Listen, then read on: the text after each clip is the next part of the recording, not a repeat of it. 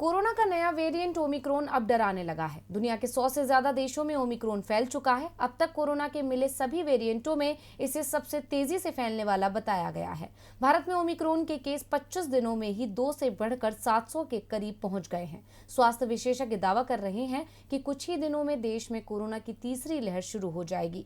केंद्र और राज्य सरकारों की ओर से इससे बचने की तैयारियां भी शुरू कर दी गई हैं। कई राज्यों में नाइट कर्फ्यू लगा दिया गया है। वहीं दिल्ली में लॉकडाउन जैसी पाबंदियां लगा दी गई हैं।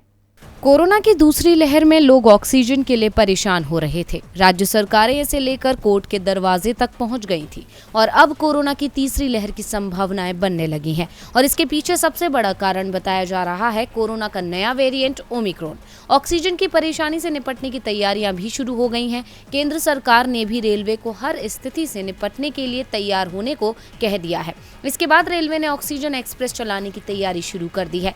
जैसे ही इसकी जरूरत होगी तुरंत ही ऑक्सीजन एक्सप्रेस पटरी पर दौड़ने लगेगी। कोरोना की दूसरी लहर के समय 18 अप्रैल से रेलवे ने ऑक्सीजन एक्सप्रेस शुरू की थी। करीब 480 ऑक्सीजन एक्सप्रेस चलाकर 35,000 टन से ज्यादा ऑक्सीजन 15 राज्यों तक पहुंचाई गई थी और अब इसकी फिर जरूरत पड़ने की संभावना जताई जाने लगी है। ओमिक्रॉन के बढ़ते मामलों को देखते हुए कई राज्यों ने लॉकडाउन जैसी पाबंदियां लगाना शुरू कर दिया है।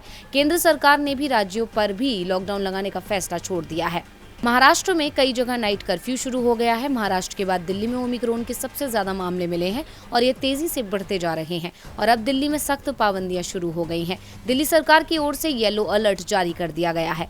स्कूल, कॉलेज, कोचिंग सेंटरों समेत तमाम शिक्षण केंद्रों को बंद करने का फैसला लिया गया है। शादियों और अंतिम संस्कार जैसे कार्यक्रमों में सिर्फ 20 लोगों को ही शामिल होने की परमिशन दी जाएगी। गैर जरूरी सामान की दुकानें ऑड इवन के नियम से खुलेंगी। मेट्रो में 50% लोगों को बैठने की अनुमति होगी। सिनेमा हॉल बंद कर दिए गए हैं। सभी तरह के धार्मिक और राजनीतिक कार्यक्रमों के आयोजन पर भी प्रतिबंध लगा दिया गया। टीवी लाइव की रिपोर्ट।